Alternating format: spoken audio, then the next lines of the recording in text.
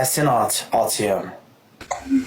Beni eşkin çok sağ ol. Səsimi niye bağlamısan? Sen görüm səsin qara torpaqdan Gör ne gəlir. diyeyim? O Şakir gələyib ha? Birazdan gələcək. Səbiş çok sağ Okey. ol. Deniz çok sağ ol. Hə? Harada sen de okuyay? Yo dostları ilə görüşməyə gedib.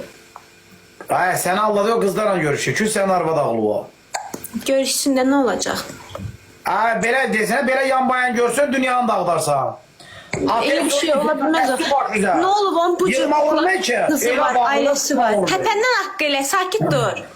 Elə bir kişinin yiyəcəklər ne olsun görüşə ne olub nə nəsəli? Mən nəsə O da belə dedim. var. Ha sənə qədər mərd supu yiyəcək. Qoy gedib çöldə çalaxur malaxur da yesin. Topa. Evdeki arvad mərd supudur. Ne diyor? Çöldəki çalaxur bozbaş belə bir şey. Ne diyor ana qurban? Payını ver ana qurban. Payını ver.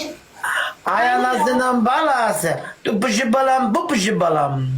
Ne keyfine bir tane doğup yerin berçeyip oturup orada Allah'ın dostun. Keyfine diyor. Yazık mamam. Dördün doğdu bunun için arvatlanmadı. Mamam dördün doğdu bunun için arvatlanmayan anamla ilahi. Canım